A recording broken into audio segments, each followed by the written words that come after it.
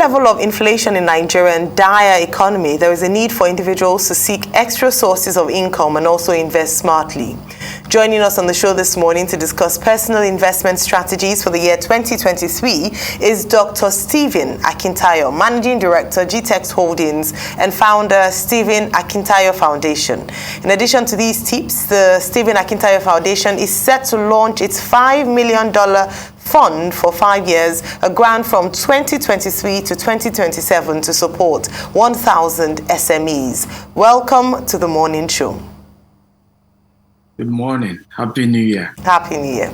Good morning. Thank you for joining us. Your foundation recently launched a $5 million fund for 5 years to support 1,000 SMEs.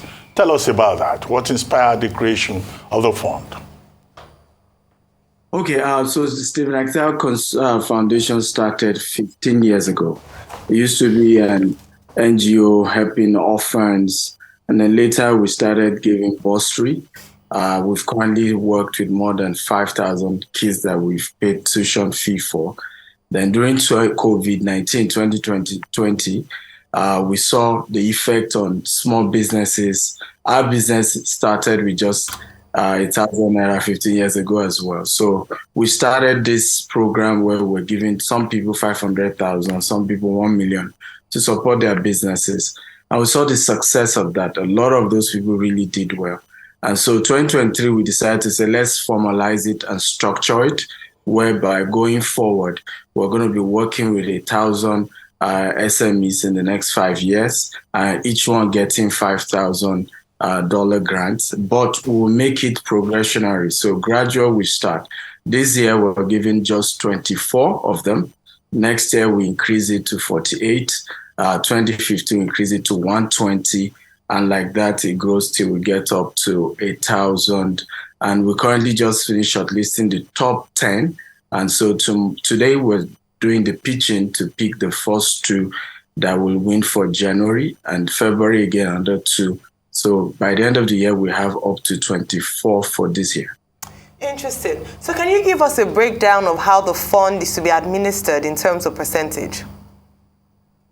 Yeah, so just like I said, our goal is to, first of all, pick 12 sectors. So the January is agriculture.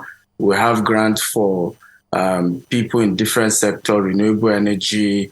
We have grants for women in business. We have grants for manufacturing, young artists, different sector. But the goal, like I said earlier, is to break it down to 24 for year 2023, 48 for year 2024, 120 for year 2025. And then I think the highest will be year 2027, where we'll be having up to about 500 winning that year. But beyond the money as well is enough support. We have the Stephen Akintayo University, which is an online portal where we have courses from myself, Grant Cardone, Brian Tracy, Robert Kiyosaki, a lot of content. There are over 1,000 video courses to help them as well. So it's not just the money that they're getting a lot of support in entrepreneurship and mentorship as well. Right. So how are you able to generate funds to create, this support system for SMEs, and how accessible is it been? And good to see you again, Stephen. Happy New Year. Good to see you. Well, so for us is that over the years, I've been involved in a lot of coaching, mentoring. I've written 37 books. 3 more books are being launched on my birthday, 28th of January. So I've put in a lot of the funds I make from coaching, mentorship into our foundation. But the good news is that for this project, because it's quite huge, the Gtex Homes, our 25,000 housing scheme, a portion of our profit will be going towards this project in the next 5 years. So we're excited about that. We recently launched the 1,000 housing project. So a portion of our profit in that, Gtex will be giving that. And I also have a couple of friends who are willing to support this cause, and we're hoping more people will join. We hope you will join as well, and other people as well. Well, you just announced your birthday, January 28th. We have a standard practice here, but I'll let you off the hook. Moving forward, let me ask you, is the grant just for startups or existing business owners? And is there a limit to how many people can apply for this? Well, so the grant is for startups, but you started. We don't want all these ideas that have not been executed yet. We want that you've executed the idea in whatever small scale. You've proven that you have a value to offer. You've proven that the marketplace is willing to pay for the value that you have to offer in whatever small scale. And then we hope that the 5,000 then supports you to scale it. One of the advantages as well is that we'll be promoting those businesses on all my platforms. I have over 1 million social media followers as well, email list, a lot of my partners. In fact, tomorrow we have one of the biggest property developer in the US who will personally be coming to ask questions, give some counsel, and even will be the one to pick the top 2 winners for the month of January. So there's a lot of also leveraging on my connections and network in helping them to scale their business to the next level. But we want people who have started the business. A startup is still small. If your business is already big, we don't think you need to apply for this. We all need money. I need money more than anybody will think. So if it's a case of everybody needing money, we all need money, including the person giving the grants.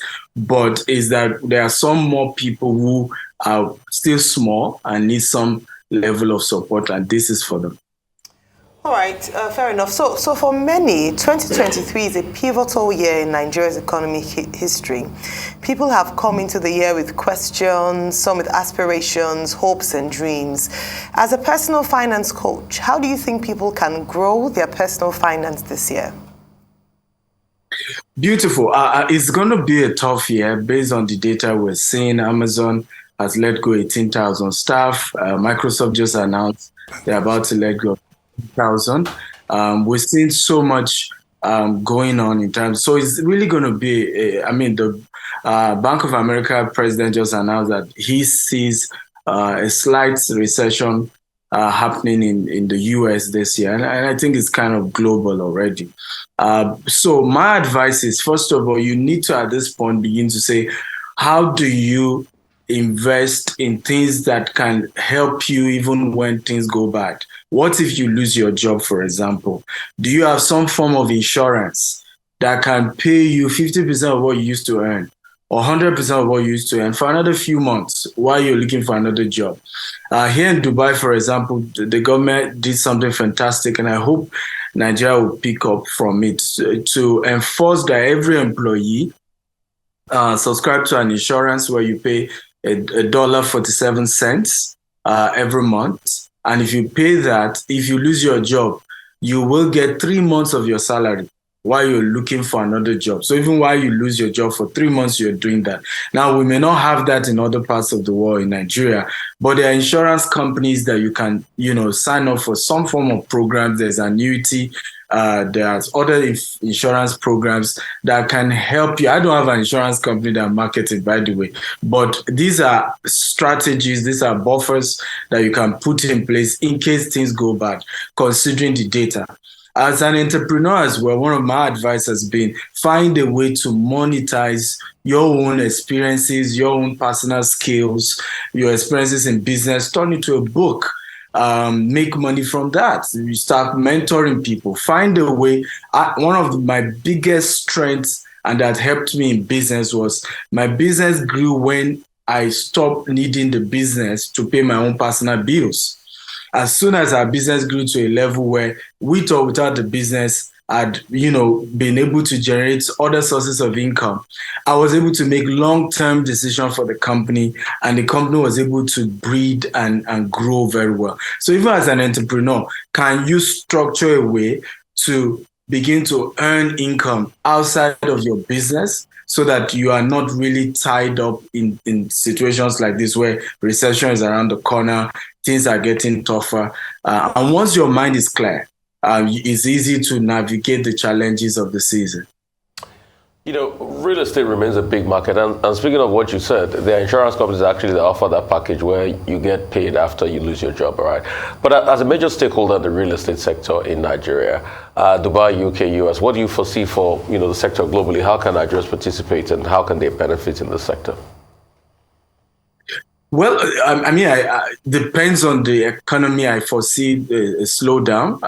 The U.S. is experiencing that already because remember, during COVID-19, it was like a blessing for the real estate sector. There was a lot of boom. One, there was a lot of money going around. Secondly, as well, because remote work was encouraged. So you see somebody who probably was living in a very expensive apartment in New York or California having to move down to Dallas, and he's still able to do his job that was in New York, and he's able to use the same money he used to pay for one bedroom in Manhattan to pay for a 4 bedroom or 5 bedroom in Dallas, for example.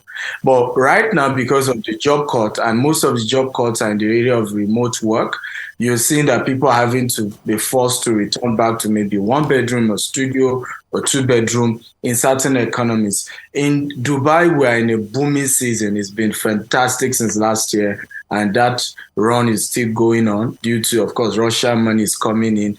A lot of other I think from Lebanon and some other sectors, Europeans are also coming in as well, investing in the Dubai sector. And so there's a huge boom.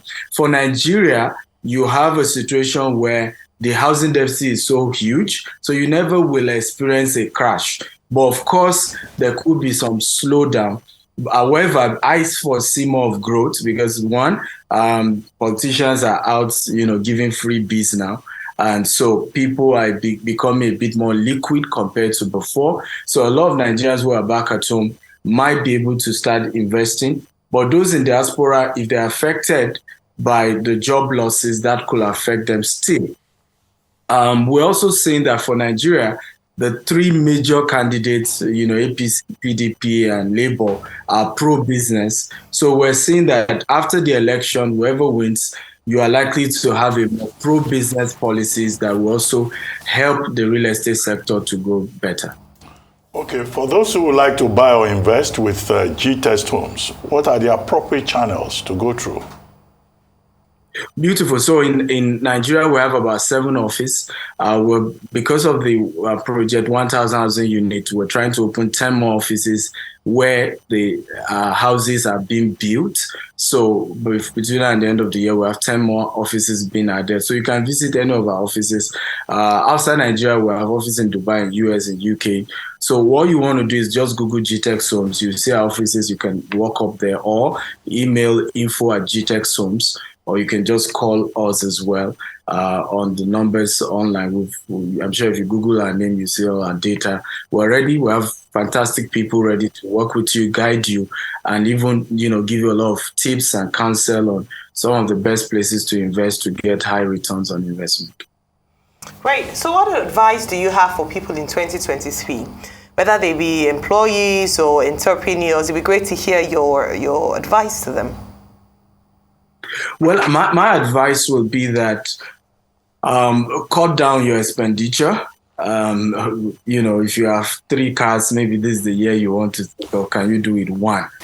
Okay, but increase your investment in assets. Because what always happens is that during recession or during tough economic season, you are able to buy at a cheaper rate.